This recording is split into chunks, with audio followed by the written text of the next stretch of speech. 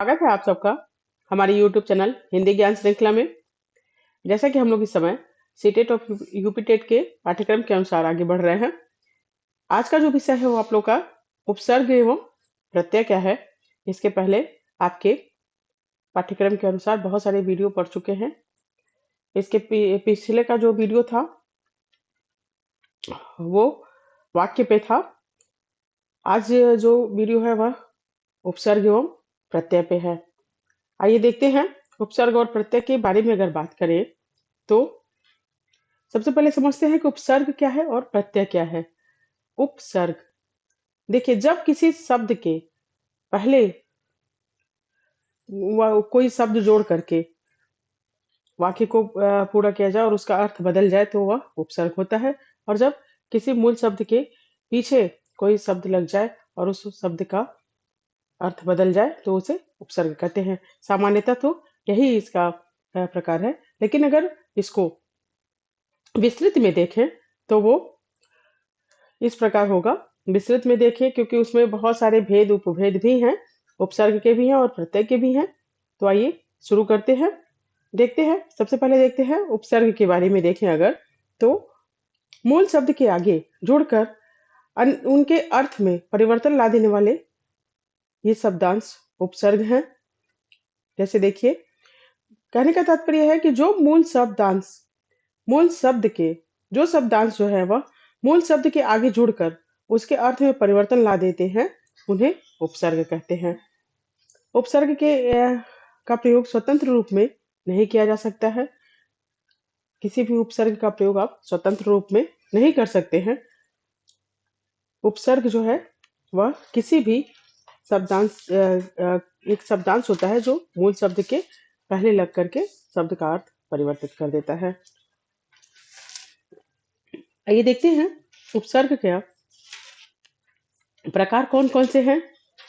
हिंदी में अगर उपसर्ग की बात करें तो हिंदी में 5 प्रकार के उपसर्गों का प्रयोग होता है, जिसमें पहला है संस्कृत के उपसर्ग, दूसरा हिंदी के उपसर्ग, तीसरा है उर्दू के उपसर्ग, चौथा है उपसर्गों की तरह प्रयोग किए जाने वाले संस्कृत के अव्यय और पांचवा है अंग्रेजी के उपसर्ग।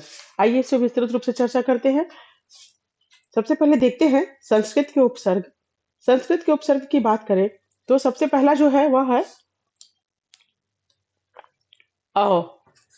अ का अर्थ है उपसर्ग। अ को अगर देखें तो इसका अर्थ है नहीं या अभाव के रूप में अ का प्रयोग किया जाता है। आइए प्रयोग करके देखते हैं अ उपसर्ग को। जैसे हो गया, जैसे देखिए एक शब्द देखिए खंड या नाथ या ज्ञान। ये जो शब्द है, या धर्म हो गया, नीति हो गया, बोध, चल, इन सब के आगे अगर अ लगा दिया जाए तो क्या होगा? अखंड, अनाथ, अज्ञान, अधर्म, अनीति, अबोध, अचल। इस प्रकार जो है ये जो है उपसर्ग वह नहीं या अभाव के रूप में प्रयुक्त हो रहा है। जैसे देखिए नाथ हो गया, नाथ के शब्द के आगे अगर अप्रत्यय उपसर्ग जुड़ गया, नाथ शब्द के आगे अगर उपसर्ग जुड़ गया तो अनाथ हो गया। ये देखिए नकारात्मक भाव इसमें आ रहा है, नहीं या अभाव के रूप में प्रयुक्त होता है। उसे ऐसे खंड जो है उस पे अगर अ लग गया तो अखंड हो गया। आइए दूसरा उपसर्ग देखते हैं संस्कृत का अन। अन को देखें तो ये भी नहीं और अभाव के रूप में ही प्रयुक्त होता है। अन उपसर्ग जो है वो भी अभाव या नहीं के रूप में ही प्रयुक्त होता है। इसका अर्थ भी अभाव या नहीं होता है। आइए देखते हैं, जैसे चार, नेक, नादि, आदर, ये सब जो है शब्द उसमें देखिए अगर अन जुड़ गया तो जैसे देखिए अनाचार, अनेक, अनादि, अनादर, अनावश्यक, अनुपस्थित। इस प्रकार में देखिए ये जो है ये अन उपसर्ग प्रयुक्त हो रहे हैं इन शब्दों में। अगला देखिए अति। अति का अर्थ, अति उपसर्ग को देखें अगर तो अति का मतलब होता है अधिक। ये संस्कृत का जो अति उपसर्ग है उसका अर्थ होगा अधिक।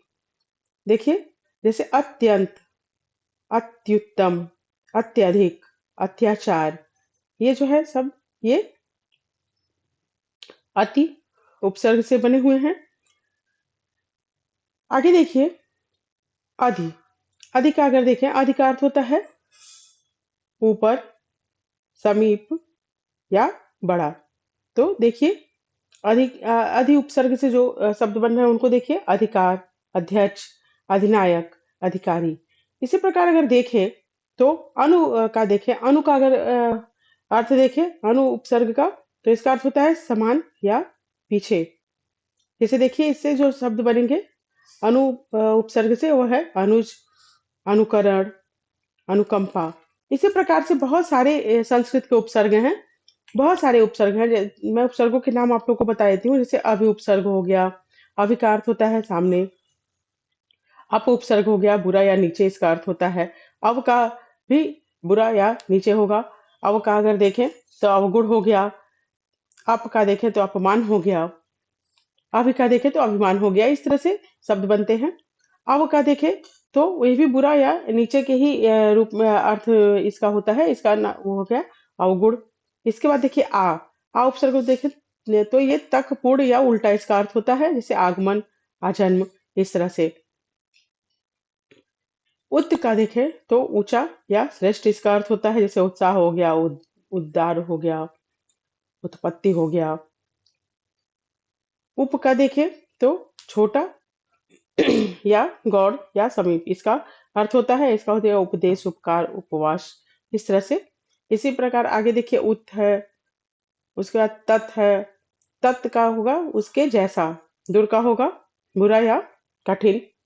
नि का होगा अच्छी तरह, जैसे निबंध, निवेदन, निवास, निरोध, निवारण, इस प्रकार से होगा। निर का देखें तो निषेध या रहित में होगा। जैसे निर्मल, निर्मम, निर्दोष, निरपराध, इस तरीके से होगा। इसी प्रकार देखिए परा है, परि, प्र उपसर्ग के देखिए, प्र का मतलब होता है आगे, अधिकतर या ऊपर। देखिए प्रबल, प्रगति, प्रख्यात, इस तरीके से इसका प्रयोग होगा। वी उपसर्ग को देखें तो वी का अर्थ होता है अलग, उल्टा या विशेषता। जैसे वियोग, विभाग, विदेश, विज्ञान, इस तरीके से। इस तरह सम देखा जाए तो पूर्णता या समीपता का अर्थ ध्वनित होता है इससे। जैसे संपूर्ण हो गया, संगम हो गया, सम्मान हो गया, इस तरह से। इसी प्रकार देखिए स हो गया, सु, स्व, दुष, निश, ये जो है ये संस्कृत के उपसर्ग हैं। अब देखते हैं हिंदी के उपसर्ग, जो दूसरा प्रकार है उपसर्ग का, उसमें देखते हैं हिंदी के उपसर्ग की अगर बात करें तो हिंदी में अध, अन, नि, भर, इस प्रकार के उपसर्ग प्रयुक्त होते हैं। अध का अर्थ होता है आधा, जैसे अध पका, अध खिला। अन का अर्थ होता है अभाव, निषेध, जैसे अनपढ़, अनजान, इस तरह से। देखिए नी का अगर देखें, नी उपसर्ग को, तो निषेध या रहित के रूप में प्रयुक्त होता है। जैसे निपुता, निडर, निकम्मा। भर का मतलब होता है पूरा, जैसे भरपेट, भरसक, भरपूर। इसी प्रकार आगे अगर देखें तो अ उपसर्ग देखिए अगर हिंदी का जो है उसमें भी अभाव या निषेध ध्वनित होता है। जैसे अछूत, अचेत, अथाह। उन का देखें, उन उपसर्ग जो है वह एक या कम के रूप में प्रयुक्त होता है। जैसे 59, एक कम के रूप में प्रयुक्त होता है। 59 हो गया, 29 हो गया। इस प्रकार अगर कु को देखा जाए, कु उपसर्ग को, तो कु का अर्थ होता है बुरा, जैसे कुचाल, कुचैला, कुपुत्र। इस तरीके से अगर दु उपसर्गों को देखें तो दु का भी अर्थ भी बुरा या हीन होता है। जैसे दुबला, दुकाल, दुगना। अब देखते हैं उर्दू के उपसर्ग, तीसरा जो प्रकार है उर्दू के उपसर्ग का। उर्दू उपसर्ग में देखें अगर तो कम का देखा जाए अगर, तो कम का अर्थ होता है थोड़ा, जैसे कम उम्र, कमजोर, कम अकल। बे का अर्थ होता है रहित, जैसे बेईमान, बेचारा, बेवकूफ। बद का अर्थ भी बुरा होता है, जैसे बदनाम, बदकिस्मत। ला अगर देखा जाए तो ये भी अभाव या बिना के रूप में प्रयुक्त होता है। जैसे लाइलाज, लावारिस। आगे देखिए खुश का अर्थ होता है अच्छा। खुश को अगर देखें तो खुशबू, खुशखबरी। गैर अगर उपसर्ग देखें तो गैर का अर्थ होता है भिन्न, जैसे गैर सरकारी, गैर जिम्मेदार। अगर हम उपसर्ग की बात करें तो हम का अर्थ होता है साथ या समान, जैसे हमदम, हमसफर, हमजोली, हमराज। अगर हर उपसर्ग की बात करें तो हर का अर्थ होता है सभी, जैसे हर एक, हर तरफ, हर साल, हर रोज, इस तरीके से। अगर दर उपसर्ग की बात करें तो दर का अर्थ होता है में। ये जो है उर्दू के उपसर्ग बता रहे हैं हम। दर का अर्थ होता है में, जैसे दरअसल, दरमियान। इसी प्रकार अगर ना उपसर्ग की बात करें तो ना का अर्थ होता है नहीं, नापसंद, नासमझ। बा उपसर्ग की बात करें तो साथ, इसका अर्थ होता है जैसे बाकायदा, बाइज्जत, बाअदब। सर का अगर बात करें तो सर का होता है मुख्य, जैसे सरकार, सरहद, सरदार। अगर ब उपसर्ग की बात करें तो ब का अर्थ होता है अनुसार या के साथ, जैसे बनाम, बदौलत, बखूबी, बतौर। ये थे उर्दू के उपसर्ग। अब देखते हैं उपसर्गों की तरह प्रयोग किए जाने वाले संस्कृत के अव्यय के बारे में। अगर बात करें तो उपसर्ग अगर देखें इसका, तो अंतर, अंतर का मतलब होता है अंदर। इसका अगर प्रयोग करें तो अंतरात्मा, या अंतर्राष्ट्रीय, अंतर्जातीय। इसी तरह से अधः का देखें तो अधः का अर्थ होता है नीचे, जैसे अधः पतन, अधोगति, अधोमुख। इसी प्रकार अगर बहिर की बात करें तो बहिर का अर्थ होता है बाहर, जैसे बहिर्मुखी, बहिर्गमन। अगला अगला देखिए पुनः को अगर देखें तो पुनः का अर्थ होता है फिर, जैसे पुनर्जन्म, पुनर्निर्माण, पुनरागमन। पूरा जो होता है उपसर्ग, पूरा की बात अगर करें तो इसका अर्थ होता है प्राचीन, प्राचीन। और इसका अगर प्रयोग करें तो जैसे पुरातन, पुरातत्व, पुराकथा। इस तरीके से जो संस्कृत के अव्यय हैं वो उपसर्ग के रूप में प्रयुक्त होते हैं। बहुत सारे हैं, जैसे कु हो गया, तिरस हो गया, स, सत, स, चिर, इत, न।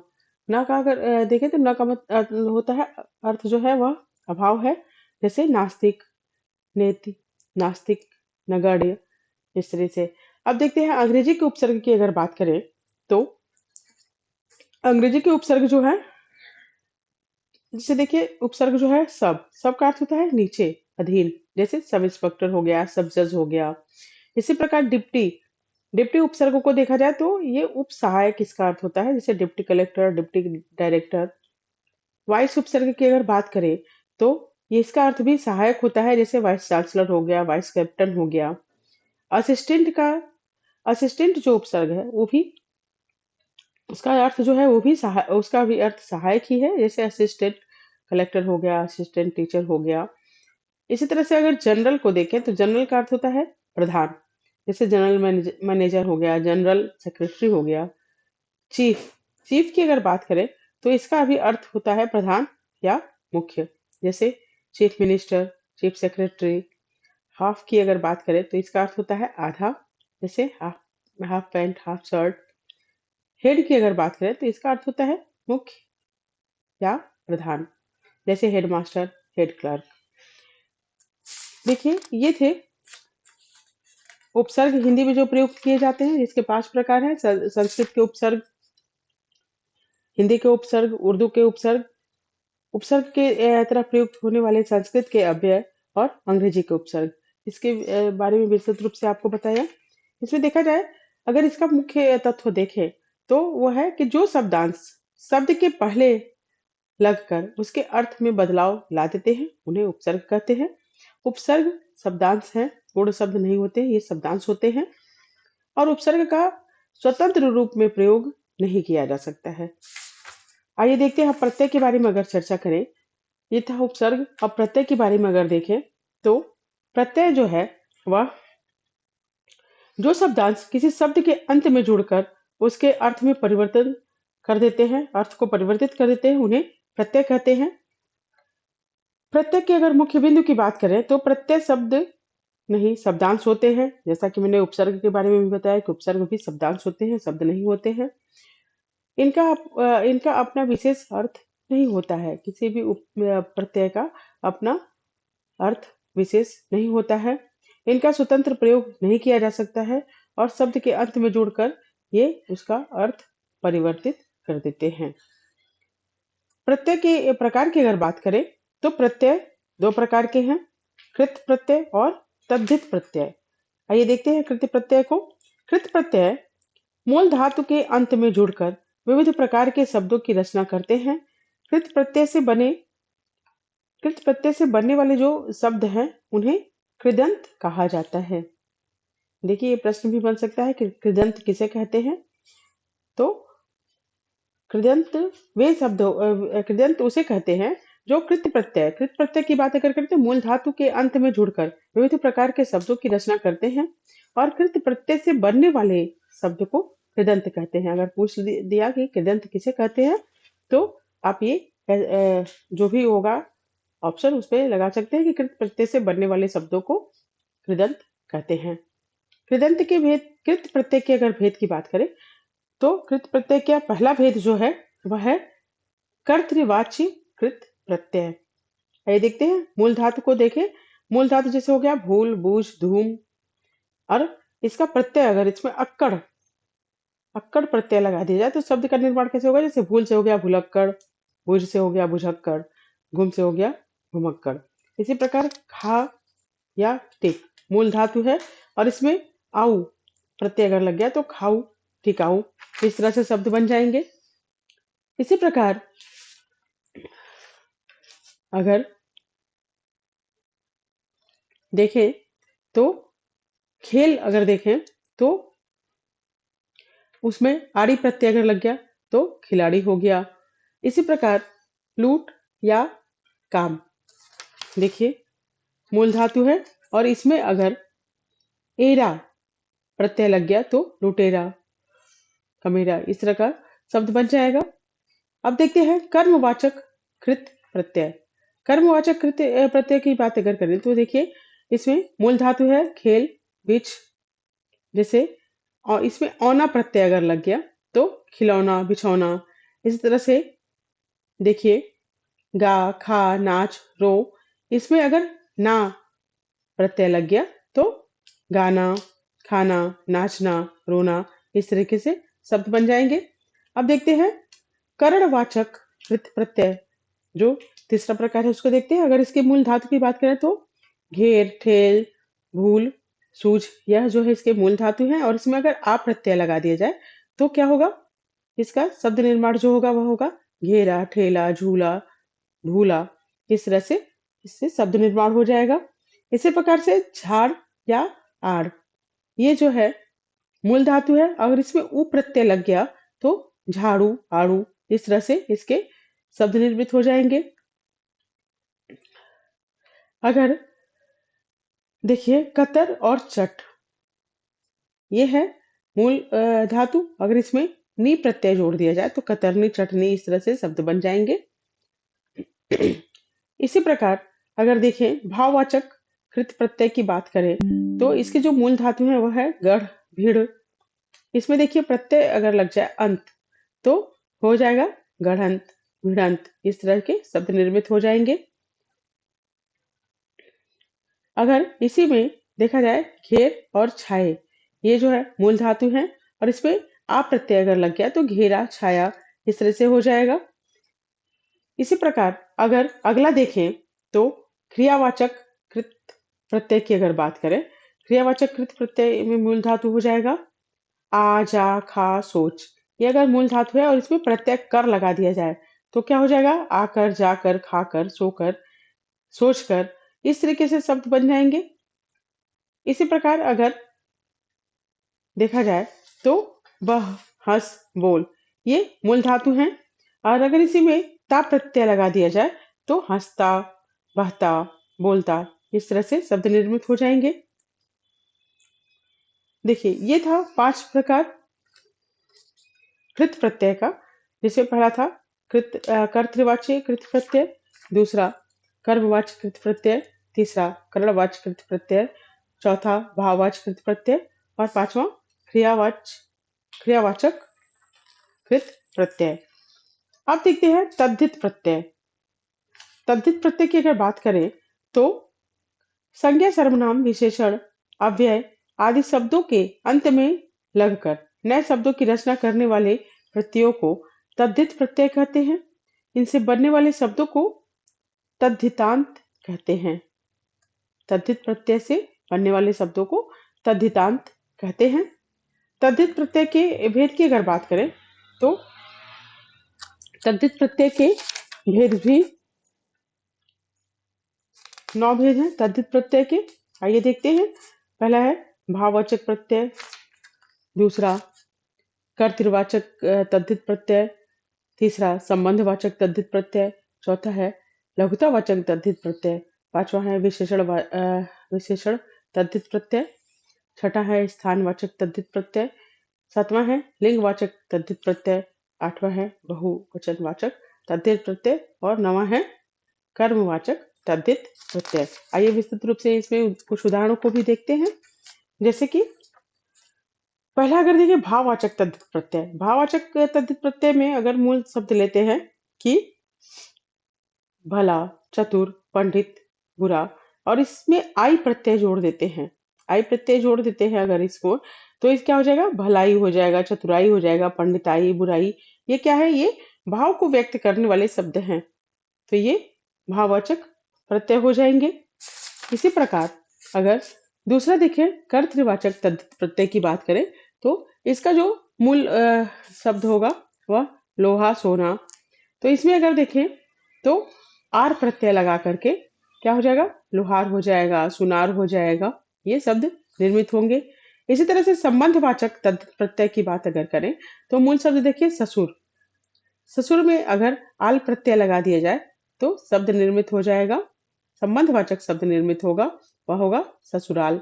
इसी प्रकार से नानी, नानी मूल शब्द है, अगर इसमें हाल जोड़ दिया जाए तो क्या होगा, मूल शब्द जो बनेगा वह ननिहाल हो जाएगा, शब्द निर्मित जो होगा वह शब्द ननिहाल हो जाएगा। इसी प्रकार से मौसा, चाचा में अगर सरा प्रत्यय लगा दिया जाए तो मौसेरा, चचेरा, ये संबंधवाचक शब्द निर्मित होंगे, ये संबंधवाचक तद्धित प्रत्यय हो गए। अगला देखिए लघुतावाचक तद्धित प्रत्यय। लघुतावाचक तद्धित प्रत्यय में अगर देखा जाए तो जैसे हो गया कटोरा, घंटा, पहाड़, नाला, ये जो है वो मूल शब्द है और अगर इसमें ई प्रत्यय जोड़ दिया जाए तो ये क्या हो जाएगा, कटोरी, घंटी, पहाड़ी, नाली, इस तरह से शब्द निर्मित हो जाएंगे। इसी प्रकार से अगर पांचवा देखिए विशेषण तद्धित प्रत्यय। विशेषण तद्धित प्रत्यय के उदाहरण को अगर देखें तो जैसे मूल शब्द अगर देखें तो धर्म, इतिहास, नीति, लोक, ये शब्द है और इसमें अगर इक प्रत्यय जुड़ जाए तो क्या हो जाएगा, धार्मिक, ऐतिहासिक, नैतिक, लौकिक, ये शब्द निर्मित होंगे। इसी प्रकार से अगर आगे देखें तो स्थानवाचक तद्धित प्रत्यय के बारे में अगर बात करें तो मूल शब्द अगर देखिए पंजाब, गुजरात, कश्मीर, इसमें अगर ई प्रत्यय लगा दिया जाए तो स्थानवाचक जो शब्द निर्मित होगा वो हो जाएगा पंजाबी, गुजराती, कश्मीरी। इसी प्रकार मुंबई, जयपुर देखा जाए तो या प्रत्यय अगर लगा दिया जाए तो मुंबईया, जयपुरिया, इस तरह से शब्द निर्मित होंगे। अगला देखिए स्त्रीलिंगवाचक तद्धित प्रत्यय। स्त्रीलिंगवाचक तद्धित प्रत्यय को अगर देखा जाए जैसे लड़का, बेटा, चाचा, अगर इसमें ई प्रत्यय जोड़ दिया जाए तो क्या होगा, लड़की, बेटी, चाची, इस तरह से लिंग निर्मित शब्द बन जाएंगे।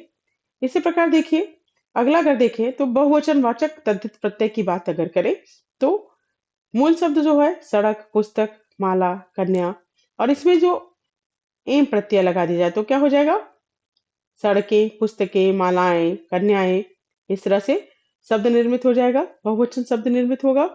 इसी प्रकार अगर देखें क्रमवाचक तद्धित प्रत्यय की बात करें तो मूल शब्द है 5, 7, 8, 10, इसमें अगर वहां प्रत्यय लगा दिया जाए तो क्या होगा, पांचवा, सातवां, आठवां, नौवां, इसी तरह से 2, 3 है और इसमें सरा प्रत्यय लगा दिया जाए तो क्या होगा, दूसरा, तीसरा।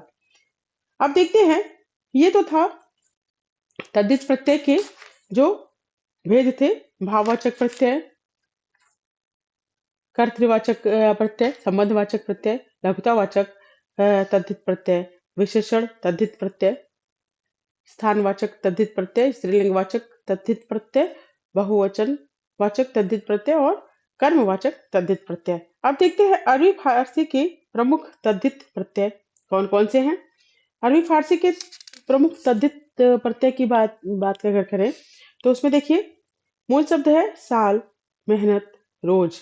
और इसमें आना प्रत्यय अगर लगा दिया जाए तो जो शब्द निर्माण होंगे, ये देखिए अरबी फारसी के प्रमुख तद्धित प्रत्यय के बारे में बता रही हूँ आपको, ध्यान दीजिएगा। जैसे साल, मेहनत, रोज हो गया, इसमें आना प्रत्यय अगर लग गया तो सालाना, मेहनताना, रोजाना, इस तरह के शब्द निर्मित होंगे। इसी प्रकार अगर शब्द को देखें, इंसान, हैवान, ये शब्द अगर देखिए मूल शब्द हैं और इसमें ईयत प्रत्यय लगा दिया जाए तो क्या हो जाएगा, इंसानियत, हैवानियत, इस तरह के शब्द निर्मित होंगे। अगर देखें एक और उदाहरण देखते हैं, मूल शब्द है मदद, खिदमत, इसमें अगर गार प्रत्यय लगा दिया जाए तो क्या होगा, मददगार, खिदमतगार, इस तरह से शब्द निर्मित हो जाएंगे। इसी प्रकार अगर एक ही शब्द से में उपसर्ग और प्रत्यय के उदाहरण, आइए देखते हैं कि एक ही शब्द में उपसर्ग और प्रत्यय दोनों के उदाहरण कैसे मिलते हैं। देखिए उपसर्ग है स्व, मूल शब्द है तंत्र और प्रत्यय है ता। देखिए इसको जरा ध्यान पूर्वक देखिएगा कि एक ही शब्द में उपसर्ग और प्रत्यय दोनों के उदाहरण में इस समय आप लोग को बता रही हूँ कि एक ही शब्द में आपको उपसर्ग और प्रत्यय दोनों कैसे प्राप्त होंगे। तो जैसे देखिए इसमें देखिए उपसर्ग जो हो गया वह स्व हो गया, मूल शब्द जो है वह तंत्र है और प्रत्यय जो है वह ता है। शब्द निर्मित क्या हुआ, स्वतंत्रता। इसी प्रकार अगर परि को देखें, परि जो है उपसर्ग है, श्रम है, जो मूल शब्द जो है वह श्रम है और प्रत्यय जो है वह ई है, तो क्या होगा, परिश्रमी। इसी प्रकार अगर आगे देखिए नेक, नेक उपसर्ग हो गया, मूल शब्द जो हो गया नियत हो गया और ई जो है वह प्रत्यय हो गया और शब्द निर्माण जो है वह क्या होगा, जो शब्द निर्मित होगा वह नेक, नियत हो जाएगा। इसी प्रकार अगर सु उपसर्ग की बात करें, मूल शब्द गंध के साथ अगर सु उपसर्ग जुड़ गया और इत प्रत्यय जुड़ गया, मूल शब्द जो है वह गंध है, इसमें सु उपसर्ग जुड़ गया और इत प्रत्यय जुड़ गया तो क्या हो जाएगा, सुगंधित। इसी प्रकार अगर देखें तो दो प्रत्ययों का एक साथ प्रयोग, अगर देखें कि दो प्रत्ययों का एक साथ प्रयोग कैसे हो रहा है, तो देखिए मूल शब्द दया है, प्रत्यय हो गया आलू, आलू प्रत्यय हो गया और प्लस ता प्रत्यय, इसमें दो प्रत्यय आ गया तो क्या हो गया, दयालुता। ठीक है, दया हो गया, अगर एक प्रत्यय जुड़ा आलू तो दयालु हो जाएगा और अगर उसमें एक और प्रत्यय जुड़ गया ता तो ये दयालुता हो जाएगा। ठीक है, इसी प्रकार देखिए और शब्द बना करके आपको दिखाते हैं। जैसे हो गया लोक, मूल शब्द हो गया लोक, इसमें प्रत्यय जुड़ा इक और प्लस ता तो क्या हो गया, लौकिकता। इक प्रत्यय में जुड़ा लोक में तो लौकिक हो जाएगा, लेकिन अगर इसमें ता भी जुड़ गया प्रत्यय तो लौकिकता हो जाएगा। ये था दो प्रत्ययों का एक साथ प्रयोग। अब देखते हैं एक ही शब्द में अलग अलग उपसर्ग एवं प्रत्यय जोड़कर नए शब्दों का निर्माण करना। आइए देखते हैं इसके बारे में। जैसे देखिए एक शब्द हो गया पढ़, नया शब्द क्या हो गया, पढ़ना, पढ़ाई, पढ़ाकू, पढ़ने वाला, पढ़ लिख, इस तरह से शब्द बन गए। इसी तरह से अगर एक मूल शब्द है लिख, तो लिख में देखिए लिख का कितने रूपों में प्रयोग हो सकता है, लिखना, लेखक, लेख, लिखावट, लेखिका। इसी तरह से अगर देखें तो हंस का अगर देखें तो हंस शब्द मूल है इसका, हंसी हो गया, हंसना हो गया, हंसमुख, हंसोड़। इस तरह से पूजा को अगर देखें, पूजा मूल शब्द को, तो पूजना, पूज्य, पूजनीय, पुजारी, पूजित, इस तरह से शब्द निर्मित होंगे। कहने का तात्पर्य यह है कि देखिए आज प्रत्यय के बारे में अगर देखें तो प्रत्यय को हमने बताया आपको कि प्रत्यय के मुख्य रूप से दो भेद होते हैं, कृत प्रत्यय और तद्धित प्रत्यय।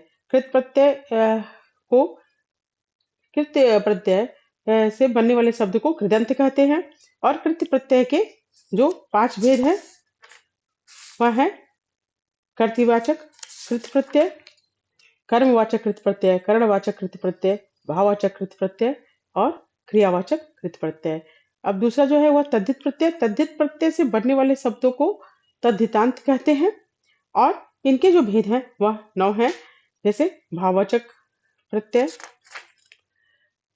कर्तृवाचक तद्धित प्रत्यय, संबंधवाचक तद्धित प्रत्यय, लघुतावाचक तद्धित प्रत्यय, विशेषण तद्धित प्रत्यय, स्थानवाचक तद्धित प्रत्यय, स्त्रीलिंगवाचक तद्धित प्रत्यय, बहुवचन वाचक तद्धित प्रत्यय और क्रमवाचक तद्धित प्रत्यय। इसी के साथ हम लोग ये भी जाने कि अरबी फारसी के प्रमुख तद्धित प्रत्यय कौन कौन से हैं और इसके आगे एक ही शब्द में उपसर्ग और प्रत्यय के उदाहरण कैसे मिलते हैं ये भी हमने आपको बताया। जैसे स्वतंत्रता हो गया, नेक नियत हो गया, परिश्रमी हो गया, सफलता हो गया। इसमें एक ही शब्द में उपसर्ग और प्रत्यय दोनों को देखा गया हम लोग। इसी प्रकार अगला अगर देखें तो दो प्रत्ययों का एक साथ प्रयोग भी हम लोगों ने देखा, जैसे दयालु, दयालुता, इस तरीके से। और इसी के साथ एक ही शब्द में अलग अलग उपसर्ग एवं प्रत्यय जोड़कर जो नए शब्द निर्मित होते हैं उस पर भी विशेष रूप से चर्चा हुई। कहने का तात्पर्य यह है कि शब्द के अंत में लगकर नए शब्द बनाने वाले शब्दांशों को प्रत्यय कहते हैं। प्रत्यय के दो प्रकार हैं, कृत प्रत्यय और तद्धित प्रत्यय। कृत प्रत्यय धातु के पीछे लगकर नए शब्द बनाते हैं। संज्ञा, सर्वनाम, विशेषण, अव्यय आदि के पीछे तद्धित प्रत्यय जुड़ता है। ठीक है, कृत प्रत्यय जो है वह धातु के पीछे लगकर नए शब्द बनाते हैं और तद्धित प्रत्यय जो है वह संज्ञा, सर्वनाम, विशेषण और अव्यय के पीछे लगकर नए शब्द निर्मित करते हैं। ये थी आज की चर्चा जिसमें हम लोगों ने जाना कि उपसर्ग और प्रत्यय के बारे में विस्तृत चर्चा हुई। मिलते हैं अगले वीडियो में, तब तक के लिए धन्यवाद।